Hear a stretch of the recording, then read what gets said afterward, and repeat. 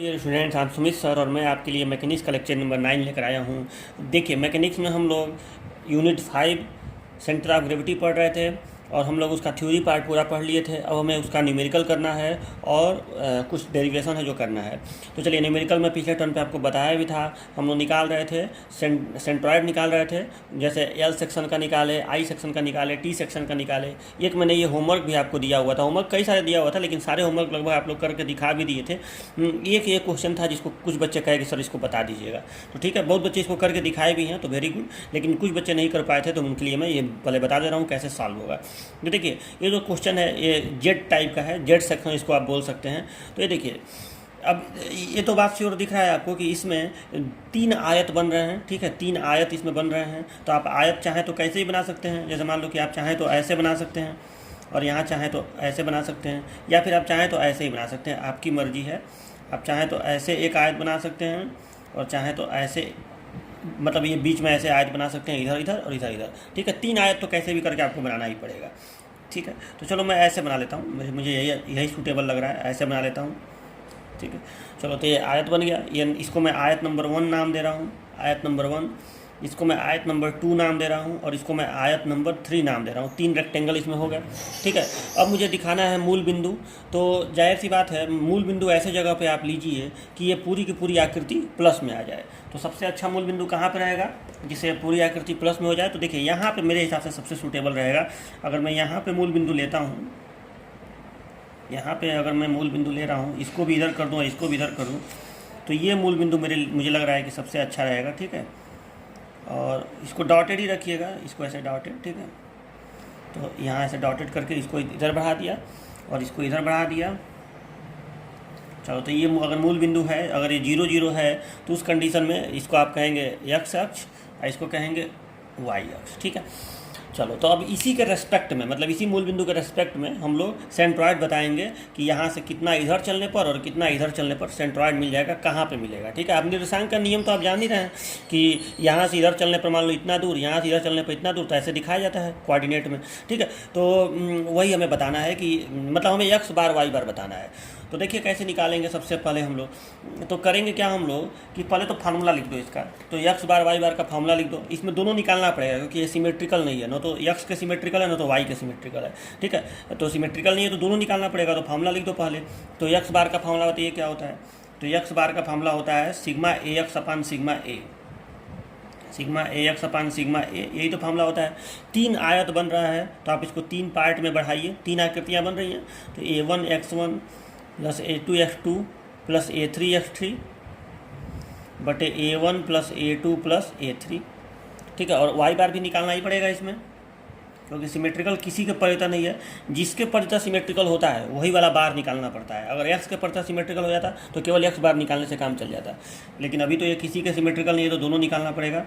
तो इसका फार्मूला क्या होगा, तो A1y1 plus A2y2 plus A3y3 बटे में A1 plus A2 plus A3। चलो, ये भी हो गया।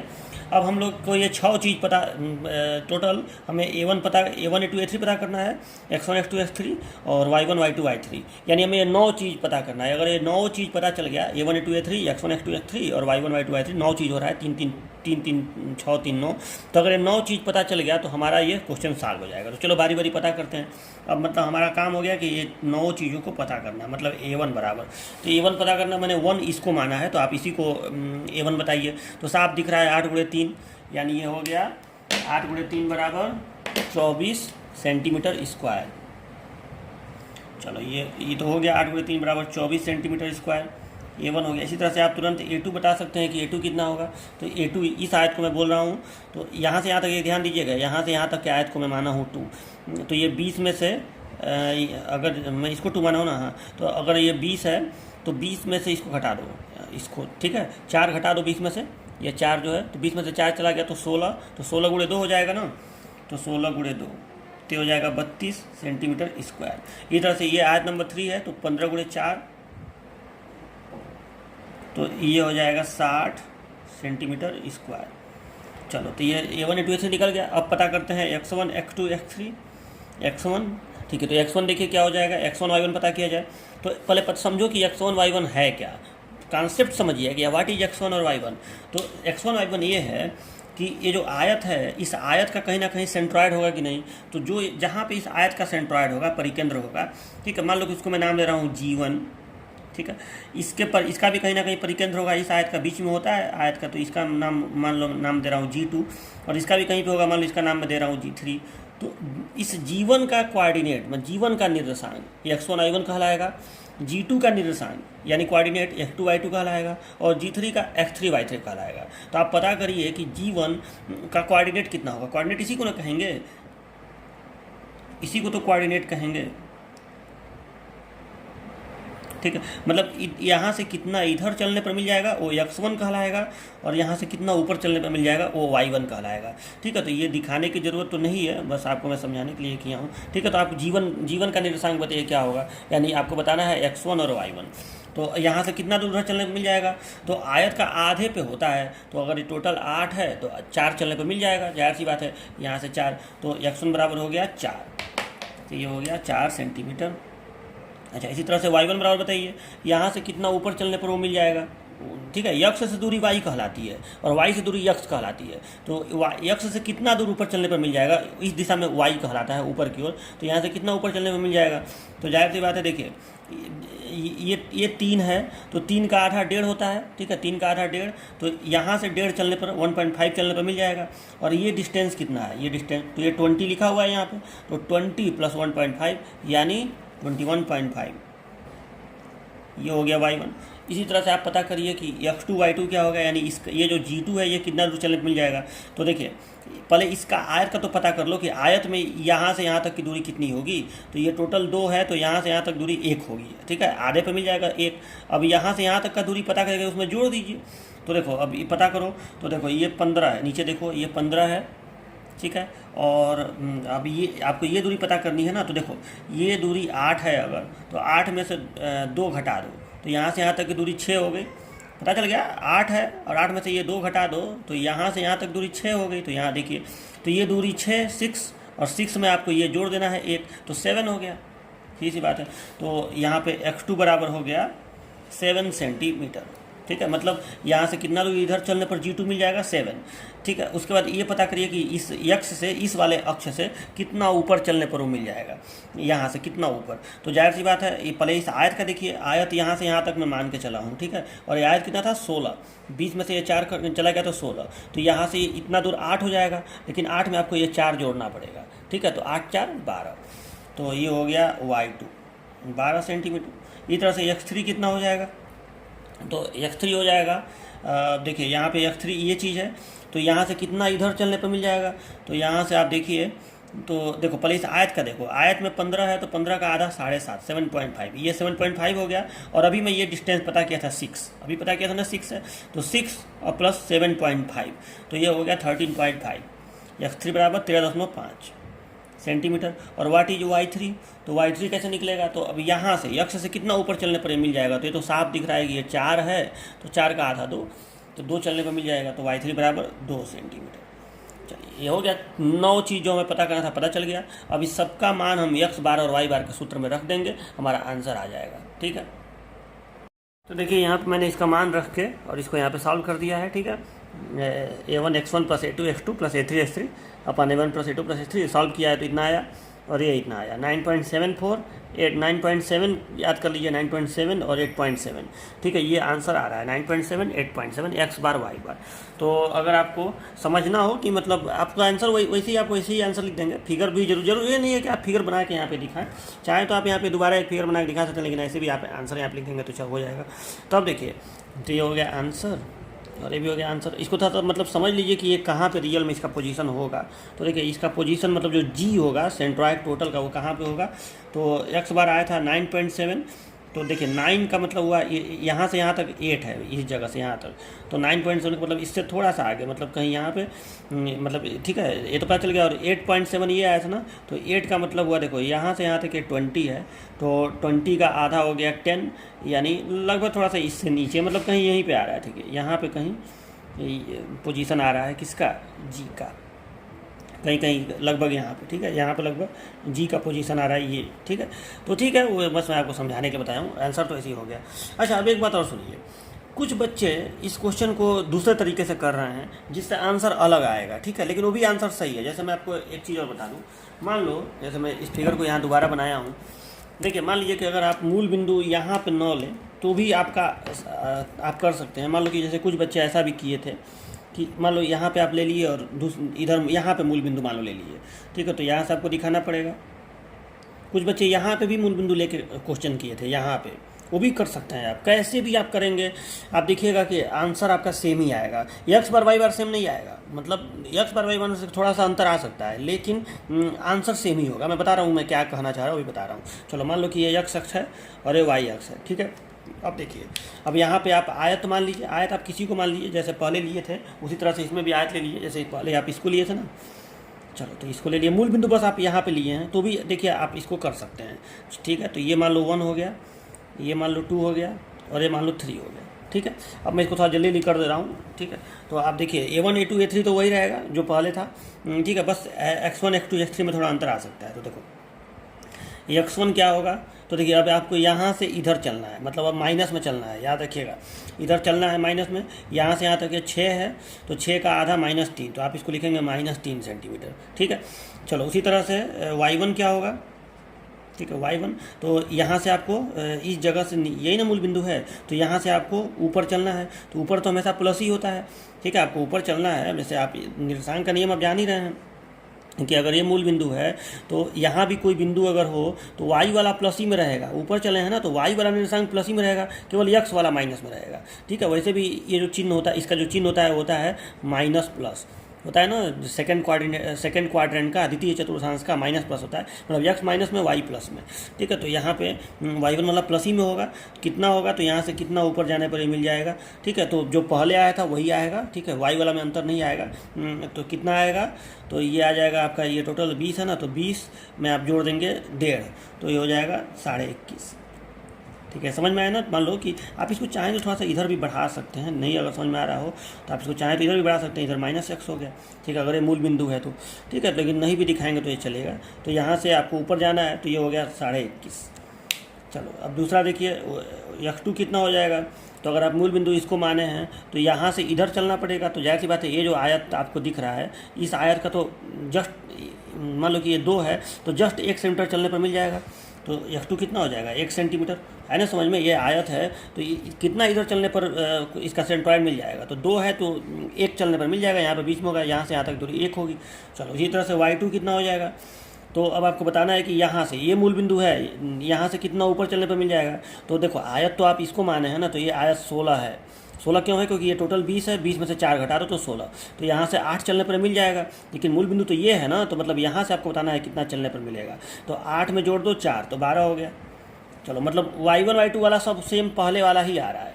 और इसी तरह से x3 y3 कितना हो जाएगा, x3 y3, तो देखिए x3 का मान, तो अब यहाँ से ये मूल बिंदु है तो यहाँ से कितना इधर चलने में मिल जाएगा, तो 7.5 हो गया, क्योंकि आप मूल बिंदु यहाँ लिए हैं तो ये 7.5 हो गया, 15 का आधा।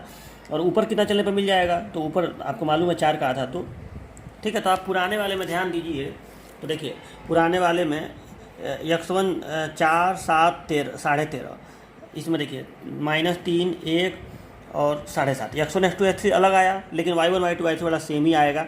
देखिए 21.5 12 और 2, देखिए 21.5 12 और 2। तो यानी बात यह है कि अगर आप सॉल्व करेंगे तो y बार पहले वाला ही आएगा, लेकिन x बार में अंतर आएगा, ठीक है। अब x बार का मान चलो निकाल के पहले देखा जाए क्या आ रहा है। तो देखिए यहाँ पर मैंने निकाल दिया x बार का मान, ठीक है। सबका मान रख के a1 y1 plus a1 x1 plus a2 x2 plus a3 x3 बटे a1 plus a2 plus a3। लेकिन ये ध्यान दीजिएगा यहाँ पे -24/3 किया हूँ, क्योंकि a1 का मान 24 है लेकिन x1 का मान -3 है, तो गुणा होगा तो टोटल माइनस में हो जाएगा, तो -24/3। तो x बार का मान आया, मैंने सॉल्व किया इसको तो आया 3.53 सेंटीमीटर, ठीक है। और y बार का मान मैं निकाला नहीं हूँ, वही वाला सेम आएगा जो पहले आया था 8.79 सेंटीमीटर, ठीक है, वो तो वही आएगा। अब आप देखिए तो पुराना वाला x बार आया था 9.7, ये आ रहा है 3.5, और ठीक है, और y बार तो सेम आ रहा है। तो आप कहेंगे सर तो ये तो आंसर अलग आ गया, लेकिन मैं आपसे कह रहा हूँ कि नहीं हो, ये भी आंसर सही है। आप इसको भी ऐसे लिख देंगे आंसर, इसको भी ऐसे लिख देंगे आंसर, तो ये सही है। क्यों सही है? क्योंकि आंसर सेम है, सेंट्रॉइड सेम जगह पे है, इसलिए सेम जगह पे। बट देखो एक्स बार वाई बार से मतलब नहीं होता है। एक्स बार यहाँ अलग इसलिए आया क्योंकि आपने मूल बिंदु बदल दिया, ठीक है। आपने जब जगह चेंज करिए तो अब इसके सापेक्ष में पता चल रहा है कि आपका सेंट्रॉइड यहाँ पे होगा। पहले आपने मूल बिंदु यहाँ लिया था, ठीक है, इस जगह पे आपने मूल बिंदु लिया था ना, पहले यहाँ पे मूल बिंदु आपने लिया था इस जगह पे, तो उसके सापेक्ष ये पोजीशन आ रहा था कि 9.7 आ रहा था। आप थोड़ा सा ध्यान से देखिए, तो इसके सापेक्ष 3.5 का मतलब क्या हुआ?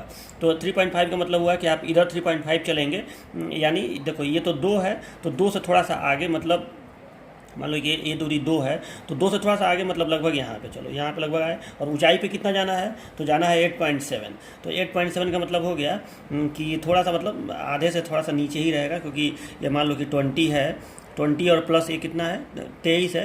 तो टोटल हाइट 23 है ना, तो 23 का आधा लगभग हो जाएगा 11.5। तो 11.5 और आपको चलना कितना है? 8.7, यानी थोड़ा सा आधे से नीचे रहेगा। मतलब अगर ये बीच का है तो थोड़ा सा यहाँ पे, मतलब लगभग मैं ये सही दिखा रहा हूँ, लगभग यहाँ पे आपका सेंट्रॉइड होगा, ठीक है। तो अब बताओ कि अगर सेंट्रॉइड का ये डिस्टेंस, मान लीजिए कि सेंट्रॉइड का ये डिस्टेंस जो है, यही ना आपका एक्स बार आया है, अगर मूल बिंदु यहाँ पे है तो ये डिस्टेंस आपका आया है 3.53, ठीक है। लेकिन अगर मैं आपसे पूछूं कि जरा ये पूरा डिस्टेंस बताइए, तो यहाँ से बताइए, तो यहाँ से मतलब इस जगह से यहाँ तक का डिस्टेंस बताइए, तो ये अगर ये डिस्टेंस आपने बोला 3.5, तो इसमें आपको ये जोड़ना पड़ेगा 8, 8 नहीं 6, ये डिस्टेंस 6 है, ठीक है। 8 में से ये 2 चला जाएगा तो 6 है, तो आप 6 इसमें जोड़ेंगे 3.5 में, तो 9.5 हुआ कि नहीं? 9.5 सेंटीमीटर, मतलब टोटल डिस्टेंस 9.5 हुआ कि नहीं? और पुराना वाला एक्स बार कितना आ रहा है जब आप मूल बिंदु यहाँ पे लिए हैं? मतलब आपका ये कितना आ रहा है? 9.7 आ रहा है। तो देखो थोड़ा सा डिफरेंस इसलिए आ रहा है क्योंकि हर जगह जब भाग किया गया है तो निकटतम मान लिया गया है, ठीक है, इसलिए उतना डिफरेंस चलेगा, ठीक है। मतलब आपको मैं ये बताना चाह रहा हूँ कि सेंट्रॉइड उसी जगह पर अभी भी आ रहा है जहाँ पहले आया था। अगर आप इसको जोड़ दीजिए तो वही वाला दूरी नहीं आ गया 9.5 या 9.7 लगभग में, तो वही डिस्टेंस यहाँ पे भी आ गया। यानी सेंट्रॉइड का पोजीशन सेम है, भले एक्स बार वाई बार का अनुमान लगा रहा है, तो आंसर दोनों का दोनों सही है, ठीक है, कोई आंसर गलत नहीं है। लेकिन फिर भी मैं ज़्यादातर आपको यही सलाह दूंगा कि आप क्वेश्चन करिए तो आप मूल बिंदु ऐसे जगह पे लीजिए कि आपका पूरा का पूरा आकृति प्लस में हो। मतलब मैं इसको सलाह ज़्यादा दूंगा आपको कि पूरा का पूरा आकृति आपका प्लस में हो, जो मैं अभी सॉल्व किया था, इसलिए कि इसमें फ़ायदा ये है कि आपको ये माइनस का लफड़ा खत्म हो जाएगा। इसीलिए मैं हमेशा से जब भी बच्चों को इसका क्वेश्चन कराता हूँ तो यही सलाह देता हूँ कि आप ऐसे जगह पर लीजिए कि पूरी की पूरी आकृति प्लस में रहे, ठीक है, ताकि ये माइनस वाइनस का लफड़ा खत्म हो जाए, ठीक है। तो चलिए आपको ये समझ में आ गया होगा कि इन दोनों में क्या अंतर है। चलिए तो ये आपको ठीक है, क्लियर हो गया। चलिए देखिए, किसी बच्चे ने ये क्वेश्चन जो है व्हाट्सएप ग्रुप में डाला था, तो इसको मैं सोच रहा हूँ कि ये आपको कम समझा दे रहा हूँ, आप लोग खुद से इसको करिएगा, कोई टफ क्वेश्चन नहीं है, आप खुद से इसको करिएगा। तो देखिए इसमें ये नीचे वाला 3 दिया है, ऊपर का 1 दिया है, और ये दिया है 0.5, ठीक है, और ये टोटल यहाँ से यहाँ तक 2 दिया है, ये 0.5 दिया है, और ये भी 0.5 दिया है, ठीक है। और इसमें ये चीज़ साफ मैंने दिखाया है क्वेश्चन में कि अगर इसको ऊपर ले जाया जा रहा है, और मतलब मूल बिंदु जाहिर सी बात है यहाँ पे हम लेंगे, तो मान लो ये मूल बिंदु है, तो जब इसको हम ऊपर ले जाएंगे तो इस तरह से, ये थोड़ा सा मैं इसको ना हटा दे रहा हूँ अभी। चलो तो ये हो गया आपका वाई अक्ष, और ये मूल बिंदु हो गया, तो इधर आपका ये हो जाएगा यहाँ पे एक्स अक्ष, ठीक है, ये मूल बिंदु हो गया। तो अब देखिए, अब इस क्वेश्चन में थोड़ा सा ये क्लियर नहीं किया है कि ये बीच में है, मतलब ये जो 3 है क्या उसके एकदम बीच में है। वैसे मान के आप यही चलिए, जब नहीं दिया है तो इसको आप बीच में ही मान के चलिए, क्योंकि देखो ये अगर 1 है तो जाहिर सी बात है, अगर ये 1 है, ये पूरा अगर 3 है, तो मुझे ऐसा लग रहा है कि ये 0.5 होगा, ठीक है, इस तरफ से ये 0.5 होगा। तो अगर ये 0.5 है, ये 1 है, तो 1.5 हो गया ना टोटल, तो 1.5 हो गया, तो इधर भी 1.5 बचेगा, तो आप इसको यही मान के चलिए कि ये बीच में है, ठीक है। तो मतलब इस चीज़ को आप 1.5 मान लीजिए। अब नहीं दिया है तो इतना मानना ही पड़ेगा आपको, तो ये 1.5 मीटर हो गया, ठीक है, ये 0.5 हो गया, ठीक है, ये तो दिया है 0.5, और ये टोटल 1 दिया है, तो ये बचेगा भी 0.5, भले थोड़ा लंबा दिख रहा है लेकिन ये भी 0.5 ही बचेगा, और ये भी 0.5 ही होगा, ठीक है। तो चलो, अब तो ये क्वेश्चन कोई खास टफ नहीं है। अब आपको करना क्या है, 3 आयत इसमें बनाना है। मान लीजिए कि ऐसे ऐसे आप 3 आयत बना लीजिए, चलो ठीक है। तो ये आयत नंबर 1 हो गया, ये आयत नंबर 2 हो गया, और ये आयत नंबर 3 हो गया, ठीक है। अब आप वही काम करना है, A1 निकाल लीजिए, A2 निकाल लीजिए। A2 कितना हो जाएगा, देखिए यहाँ से यहाँ तक का ये पता करना है आपको, तो ये टोटल ये 2 है, तो 2 में से ये 0.5 घटा दीजिए, ये भी 0.5 ही है, ठीक है, ये यहाँ से यहाँ तक 0.5 ही है, तो इस 2 में से 0.5 माइनस कर देंगे तो यहाँ से यहाँ तक का ये लंबाई निकल जाएगा, ठीक है। तो ये हो जाएगा 1.5 और 1.5 में 0.5 का गुणा कर देंगे तो A2 भी निकल जाएगा और A3 तो साफ दिख रहा है, 1 में गुणा कर देंगे 0.5 का तो A3 निकल जाएगा। तो A1 A2 A3 हो गया। अब G1 मतलब x1 y1 निकाल लीजिए। तो जाहिर सी बात है यहाँ मूल बिंदु है तो यहाँ से कितना इधर चलने पर, तो 1.5 इधर चलने पर मिल जाएगा, कितना इधर चलने पर, तो 0.5 का आधा चलने पर मिल जाएगा। हो गया x1 y1 निकल गया। अब उसको आप करिएगा 0.5 का आधा 0.25 हो जाएगा, ठीक है। उसके बाद ये निकालिएगा x2 y2 कितना हो जाएगा, ठीक है। तो कितना इधर चलने पर मिल जाएगा, तो देखिए इसको मैं 0.5 माना हूँ, ठीक है। ये जो है ये 0.5 है, 0.5। तो यहाँ से ये 0.5 हो गया और पहले इसको देख लीजिए, यहाँ से यहाँ तक ये कितना हो जाएगा 0.5 का आधा, ये 0.5 का आधा हो जाएगा। तो और यहाँ से यहाँ तक का डिस्टेंस 0.5 ही है, ठीक है। अगर ये टोटल डिस्टेंस 1 है, 1 में से 0.5 चला गया तो ये 0.5 है, तो ये 0.5, ये 0.25, ठीक है। ये आधा 0.5 का 0.25, 0.5 और ये भी 0.5, तो जोड़ दीजिएगा तीनों को 0.5, 0.5 और 0.25, तो 1.25 हो जाएगा यहाँ से यहाँ तक का डिस्टेंस, ये टोटल डिस्टेंस। तो यही x2 हो गया और y2 कितना हो गया, तो यहाँ से ऊपर जाइए सीधे। तो देखो यहाँ से यहाँ तक ये डिस्टेंस कितना आया था 1.5, यहाँ से यहाँ तक का डिस्टेंस 1.5 आया था, क्योंकि ये टोटल यहाँ से यहाँ तक 2 लिखा हुआ है बगल में, 0.5 घटाए तो यहाँ से वहाँ तक 1.5 हो गया। तो ये अगर 1.5 है तो 1.5 का आधा निकाल लीजिएगा, तो यहाँ से यहाँ तक का आपका लेंथ पता चल जाएगा और उसमें जोड़ दीजिएगा 0.5, तो नीचे से कितना ये होगा यानी y2 निकल जाएगा। और y3 कैसे निकलेगा, और x3 y3 के लिए हम लोग क्या करेंगे, तो ये यहाँ पे G3 है, तो यहाँ से कितना इधर चलने पे मिल जाएगा, तो ये 1 है, 1 का आधा हो गया 0.5 और ये यहाँ से यहाँ तक 0.5 है, ये तो टोटल 1 हो जाएगा। तो ये x3 1 हो गया और y3 कितना हो जाएगा, तो आपको नीचे से बताना है कि ये कितना ऊपर जाने पे मिल जाएगा। तो ये यहाँ से यहाँ तक टोटल 0.5 है, तो 0.5 का आधा 0.25 हो गया। अब इसमें आपको इस 0.25 में आपको ये यहाँ से लेकर यहाँ तक का जोड़ देना पड़ेगा, तो आप पता कर लीजिएगा वो कितना होगा, ठीक है। तो कोई बड़ी बात नहीं है। तो चलो ये तो आपका हो गया।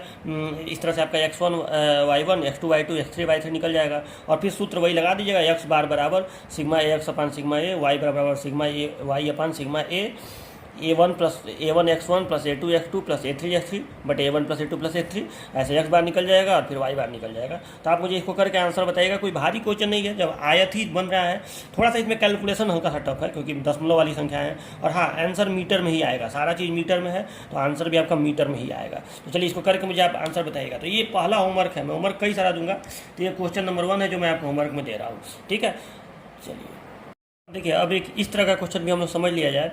देखिए इस क्वेश्चन में आपको दिख रहा होगा कि इसमें एक अर्धवृत्त है, एक आयत है और एक त्रिभुज है। अभी तक आप जितना क्वेश्चन किए हैं, चाहे वो यल सेक्शन का रहा हो, चाहे आई सेक्शन का रहा हो, और चाहे जेड सेक्शन रहा हो, या चाहे चैनल सेक्शन रहा हो, सी सेक्शन जो ऐसा था, ठीक है। ये जितने तरह के सेक्शन थे सब में आयत ही था, मतलब 2 आयत 1 आयत, ठीक है।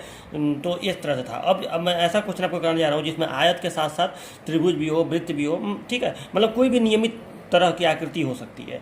तो आप देखिए इसमें 3 आकृतियाँ आपको जुड़ी हुई दिख रही होंगी। एक आकृति है अर्धवृत्त, एक आकृति है आयत और एक आकृति है त्रिभुज, ठीक है। तीनों का अलग अलग आपको मालूम है कि सेंट्रॉइड कहाँ पे होता है। मैं आपको एक टेबल बनवाया था जिसमें आपको बताया था कि आयत का x बार y बार कहाँ पे होता है, त्रिभुज का कहाँ पे होता है, अर्धवृत्त का कहाँ पे होता है, सबका बताया हूँ। लेकिन इसमें आपको अब अलग अलग नहीं, बल्कि आपको क्या करना है कि तीनों आकृतियाँ जुड़ी हुई हैं तो इकट्ठा इस आकृति का बताना है। अगर ऐसी या कोई आकृति हो तो उसका परिकेंद्र कहाँ पे होगा, जो नहीं ना है कि एकदम बीच में होगा। तो चलो पहले इसका निकाला जाए। तो सबसे पहली बात ये कि ये सिमेट्रिकल तो नहीं है, पहले ये देख लो। तो ऐसा तो नहीं है कि बीच में कोई ऐसा लाइन खींचे तो इधर और उधर का चाहे ऊपर नीचे का बराबर हो, तो सिमेट्रिकल नहीं है, यानी दोनों निकालना पड़ेगा x बार y बार। तो चलो अब सबसे पहले x बार y बार निकालना है, तो अब मूल बिंदु लिया जाए। तो जब सिमेट्रिकल नहीं है तो मूल बिंदु सबसे अच्छा कहाँ पर रहेगा, यहाँ पे। देखो यहाँ से अगर हम एक स्पर्श रेखा ऐसे खींच दें, अगर ऐसे एक स्पर्श रेखा ऐसे खींच दें और इसको थोड़ा सा इधर बढ़ा दें, तो ये सबसे अच्छा मूल बिंदु रहेगा। पूरी की पूरी आकृति प्लस में हो गई और सबसे अच्छा यही रहेगा कि पूरी की पूरी आकृति प्लस में हो, ठीक है। तो ये हो गया मूल बिंदु हमारा यहाँ पे। अब इसी के सापेक्ष हम x1 y1 x2 y2 x3 y3 सब निकालेंगे। चलो तो पहले तो a1 y1 a2 y2 से a1 a2 a3 निकाल लिया जाए। तो a1 a2 और a3, चलिए बताइए। अच्छा, मैं 1 2 3 किसको बोल रहा हूँ, तो मैं इस वाले को 1 बोल रहा हूँ, इस वाले को मैं 2 बोल रहा हूँ, इस आयत को, और इसको मैं 3 बोल रहा हूँ। कभी भी अनेक आकृतियाँ जुड़ी हुई हैं तो उसको आप अलग अलग नियमित आकृतियों में बना लीजिए। तो ये हो गया 1, ये हो गया 2 और ये हो गया 3। ठीक है। तो अब देखिए आप A1 कैसे निकालेंगे, तो A1 अर्धवृत्त का क्षेत्रफल हो गया, अर्धवृत्त की त्रिज्या ये साफ दिख रही है आपको 2, तो क्षेत्रफल कितना हो जाएगा, तो पाई आर स्क्वायर बटे 2 हो जाएगा ना अर्धवृत्त का क्षेत्रफल। चलो तो पाई आर स्क्वायर बटे 2 कैलकुलेशन मैं आपके लिए छोड़ दे रहा हूँ, आप कैलकुलेशन कीजिएगा। तो पाई आर स्क्वायर बटे 2 इसको सॉल्व करिएगा तो A1 निकल आएगा, मीटर स्क्वायर में आंसर आएगा, मीटर स्क्वायर में, ठीक है। आर का मान कितना रखेंगे 2। चलो A2 का मान कैसे निकालेंगे, तो A2 का मान देखिए, अब ये आयत है तो आयत का बीच में होगा G2, जो आयत का परिकेंद्र होगा इसका G1 होगा, ठीक है। अच्छा अभी तो A2 निकालना है, तो A2 तो आयत का क्षेत्रफल लंबाई गुणे चौड़ाई, तो 6 गुणे कितना, अच्छा ये हाइट मैं लिखा नहीं हूँ, ये हाइट देखिए कितना दिया है, ये हाइट दिया है 4 मीटर, ये हाइट लिखना मैं भूल गया था, इधर ये 4 मीटर दिया है क्वेश्चन में, ठीक है। तो ये 4 मीटर, तो आयत का क्षेत्रफल हो गया 6 × 4, ठीक है। तो ये हो गया 6 × 4 तो 24 हो गया मीटर स्क्वायर, चलो ये भी हो गया। और त्रिभुज का क्षेत्रफल तो आधार गुणे 1/2 गुणे आधार गुणे ऊंचाई, ठीक है। तो 1/2 गुणे 4 गुणे 3, तो ये हो गया 3 × 6 मीटर स्क्वायर, ठीक है।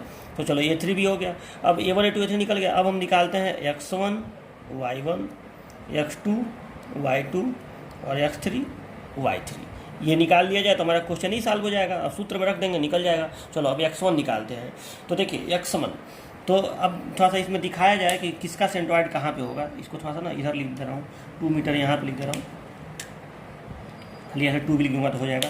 देखो इसका परिकेंद्र आपको मैं टेबल जो बनवाया था उसमें आपको मैं बताया था ना, यहाँ देखिए थोड़ा ध्यान से कि ये अर्धवृत्त है अगर, तो अर्धवृत्त का परिकेंद्र उसके सेंटर से है, जो सेंटर होता है अर्धवृत्त का, इसका थोड़ा सा ऊपर यहाँ पे होता है, आपको मैं बताया था, ठीक है। यानी और ये दूरी में बताया था ये y बार होता है, और ये दूरी में बताया था 4r/3 पाई, आप याद रखिएगा 4r/3 पाई, आपको याद होगा, ये डिस्टेंस में बताया था, केंद्र के जस्ट ऊपर होता है। तो यहाँ देखिए, यहाँ इस अर्धवृत्त को ऐसे नहीं है बल्कि ये अर्धवृत्त ऐसे है, ये अर्धवृत्त ऐसे है, ठीक, ये अर्धवृत्त ऐसे है। तो अब परिकेंद्र कहाँ हो जाएगा, परिकेंद्र यहाँ हो जाएगा, जाहिर सी बात है, केंद्र के ऊपर मतलब केंद्र के बाएं तरफ ही आ जाएगा परिकेंद्र, ठीक है। जब घूम गया तो ऐसे हो जाएगा। तो देखिए यहाँ जब मैं आपको टेबल बनवाया था तो इसको मैं ऐसे लिख के, इसको मैं y बार भले लिखवाया था, y बार स्कूल में लिखवाया था केवल अर्धवृत्त के लिए। अब अगर ये इस तरह से पलट गया, अर्धवृत्त ऐसे हो गया, तो ये y वाला डिस्टेंस नहीं कहलाएगा, ये x वाला डिस्टेंस कहलाएगा, ठीक है। तो मैं ये कहना चाहता हूँ कि यहाँ पे परिकेंद्र जो है यहाँ पे होगा कहीं, मतलब यहाँ पे G1 होगा, ठीक है, G2 यहाँ पे बीच में कहीं होगा इस आयत का, और G3 कहीं यहाँ पे होगा इस त्रिभुज का। तो मैं ये कहना चाहता हूँ कि जो G1 है, इस G1 का डिस्टेंस आपको, x1 क्या है, इस G1 का निर्देशांक यानी x1 y1, तो आपको इस y अक्ष से बताना है कि कितना इधर चलने पर ये G1 मिल जाएगा, यही ना बताना है कि y से कितना इधर चलने पर G1 मिल जाएगा, और वो दूरी x1 कहलाएगी। तो अब बताइए आप लोग कि ये दूरी होती है, ये वाली दूरी होती है 4r/3 पाई, 4r/3 पाई, तो ये दूरी कितना होगा, x1 ये दूरी है। तो ये बताओ त्रिज्या अगर ये 2 है तो यहाँ से यहाँ तक भी तो 2 ही होगा, त्रिज्या तो हर जगह सेम ही रहेगा, मतलब यहाँ से यहाँ तक भी तो ये त्रिज्या ही कहलाएगा। तो यहाँ से यहाँ तक अगर ये 2 है, यहाँ से यहाँ तक भी 2 है, यहाँ से यहाँ तक भी 2 है, यहाँ से यहाँ तक भी 2 है, यहाँ से यहाँ तक भी 2 है, तो अगर ये दूरी 2 है तो 2 में से आपको, इस डिस्टेंस में से 2 में से आपको ये 4r/3 पाई घटाना पड़ेगा, तब जाके आपको ये डिस्टेंस निकलेगा जो कहलाएगा x1। ये समझ में आएगा नहीं, तो x1 बराबर हो जाएगा 2 - 4r/3 पाई, और r यहाँ पे भी 2 ही है, ठीक है, r क्या है 2, तो 2 - 4 × 2/3 पाई। अब ब्रैकेट का ध्यान दीजिएगा, ये एक में रहेगा, ठीक है, ये एक में रहेगा, 2 - 4r/3 पाई, इसको सही से करिएगा। तो 2 माइनस इसको एक में ब्रैकेट लगा के 4r/3 पाई करके उसको घटा के निकालिएगा, x1 निकल जाएगा। अच्छा x2 कितना होगा, तो अच्छा पहले y1 निकाल लेते हैं, y1 कितना होगा, तो देखो y1 क्या है, तो इस अक्ष से ऊपर जाना है, कहाँ पे परिकेंद्र मिल जाएगा, तो देखो ऊपर तो जाहिर सी बात है, ऊपर आप त्रिज्या के बराबर जाएंगे तो मिल जाएगा, क्योंकि ये त्रिज्या के जस्ट बगल में है, ठीक है। तो ये वाला डिस्टेंस ही यहाँ से यहाँ तक का डिस्टेंस होगा, सीधी सी बात है, यानी त्रिज्या 2, तो y1 कितना हो गया 2 मीटर। अच्छा अब x2 देखो, ये समझ में, ये थोड़ा सा टिपिकल था, इसको ध्यान दीजिएगा।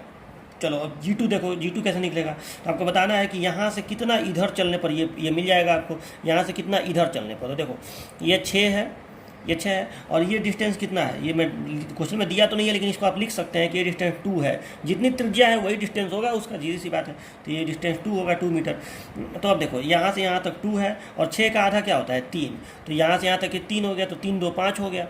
यहाँ से यहाँ तक परिकेंद्र ये दूरी 3 हो गई, और 3 में ये 2 जोड़ दो, चाहे आप यहाँ दूरी बोलिए चाहे यहाँ दूरी बोलिए, बात वही है। तो 2 और प्लस ये 6 का आधा 3, तो 3 2 5 हो गया। तो x2 कितना हो गया 5 मीटर। अच्छा y2 कितना हो गया, तो यहाँ से सीधे ऊपर जाना है आपको, ये आयत है तो यहाँ से ये टोटल 4 है, बगल में लिखा हुआ है 4, तो 2 हो गया 2 मीटर। अच्छा इस तरह से x3 कितना हो गया, तो देखिए x3 आपको अब थोड़ा सा फिर से टेबल पे आइए, जो टेबल में आपको बनवाया था, मैं आपको टेबल बनवाया था ऐसे, थोड़ा सा टेबल पे आते। ऐसे अगर कोई समकोण त्रिभुज हो तो मैं बताया था कि यहाँ पे होता है, और ये जो समकोण वाला जो कोण बनता है, 90 अंश वाला जो कोण बनता है, इससे इस भुजा का 1/3, मतलब इसको अगर आप b कह रहे हैं तो ये b/3 होगा, और अगर ये h आप इसको कह रहे हैं टोटल को, तो ये h/3 होगा।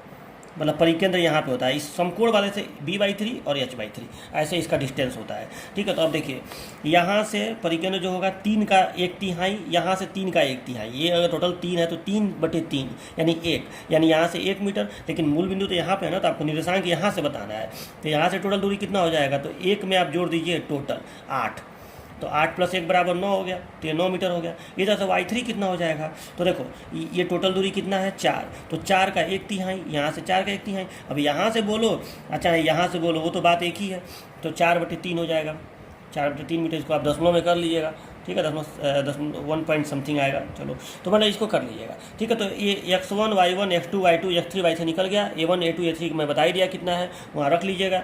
और इसके बाद आप सूत्र लगाइएगा, x बार बराबर y बार बराबर सूत्र सिग्मा ax/सिग्मा a, सिग्मा a/सिग्मा a, 3 पार्ट में विस्तार करिएगा और निकाल लीजिएगा। निकाल के इसका आंसर आप मुझे बताइएगा, ठीक है। आपके लिए मैं आंसर कहेंगे तो आप बता भी मैं दूंगा, ठीक है। चलो आप लोग निकाल के इसका आंसर मुझे बताइएगा, ठीक है। मैं आपको बताऊंगा कि सही गलत है, बस आपको कैलकुलेशन अब करना है। कैलकुलेशन मैं नहीं कर रहा हूँ, समय ज़्यादा लगेगा मुझे, अब कैलकुलेटर से करना पड़ेगा, तो आप इसको करके मुझे बताइएगा। तो समझ में आया ना, ये थोड़ा सा ध्यान रखिएगा अर्धवृत्त वाले में, कि जब अर्धवृत्त ऐसे घुमा दिया है इस तरह से, ठीक है, ऐसे घुमा दिया है, तो यहाँ और यहाँ परिकेंद्र होता है, और यहाँ अगर आपका मूल बिंदु है, ये मूल बिंदु है, तो ये डिस्टेंस x1 कहलाएगा, ये डिस्टेंस।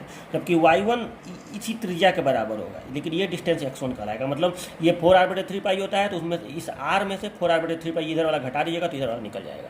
चलो सेकेंड क्वेश्चन है जो मैं आपको दिया हूँ, मतलब पहला क्वेश्चन याद है ना, ये दूसरा क्वेश्चन होमवर्क वाला है, जिसको आप मुझे करके दिखाइएगा, ठीक है।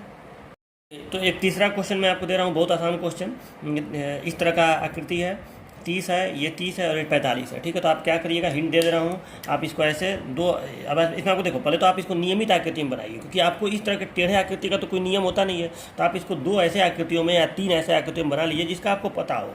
तो आपको इसमें साफ दिख रहा है कि 2 आकृति इसमें बन सकता है, ठीक है। तो एक हो गया आयत 30x30 का, ठीक है, आयत हो गया, और एक हो गया ये त्रिभुज, ठीक है। अब इस त्रिभुज की ये भुजा कितनी हो जाएगी, तो 45 में से ये 30 घटा देंगे तो ये आ जाएगा भुजा, और ये हाइट आपको दिया ही हुआ है।